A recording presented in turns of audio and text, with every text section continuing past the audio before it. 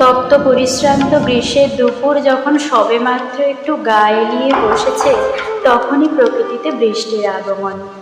জানালা দিয়ে চোখ পেতে দেখি বৃষ্টির সেই টপটপ ঝর্ণাধারা মাটিতে ভূমিষ্ঠ হইয়া পড়িতেছে, আর তাহার যে কি সোদা গন্ধ! জানলা দিয়ে কান পেতে শুনি বৃষ্টির এক অফুরন্ত সুন্দর আওয়াজ। আপনারাও শুনতে থাকুন, কেমন লাগে।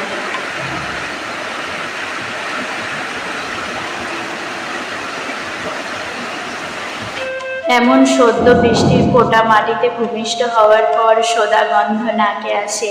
বটগাছের পাতাগুলো যখন একবারে শ্রান্ত পরিশ্রান্ত হয়েছিল, হঠাৎ এই বৃষ্টির ফোঁটায় তাহারা ভিজিয়া যেন একেবারে প্রাণবন্ত হইয়া উঠিয়াছে।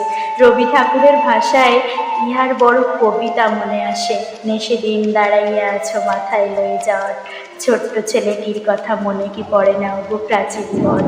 বটবৃক্ষের এমন সৌন্দর্য লক্ষ্য করিতে করিতে দেখলাম ক্যাকটাসের পাতা ফুলগুলি একেবারে ভিজিয়া যেন নতুন রূপে সজ্জিত হইয়া সায়ন সন্ধ্যার সূচনা করিতেছে। এমন সন্ধ্যায় ধূপ প্রদীপ জ্বালাইয়া ঘরে আসিয়া ঝুড়ি করিয়া আলু কাটিয়া কাঁচা লঙ্কার সংমিশ্রণে তেলে ভাজিয়া লইলে মন্দ হয় না। কিন্তু এই আলু ভাজার সাথে কি খাওয়া যায় বলুন দেখি?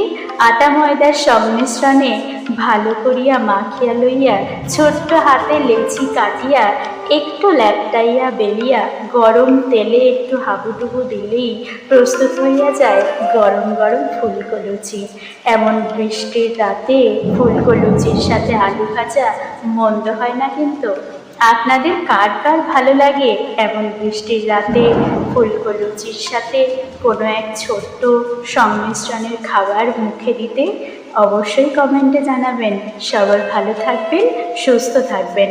দেখা হবে পরবর্তী আবার কোনো একটা ভিডিওতে। নমস্কার। আজ আসি তাহলে। লুচিগুলো কেমন হয়েছে বলবেন কিন্তু।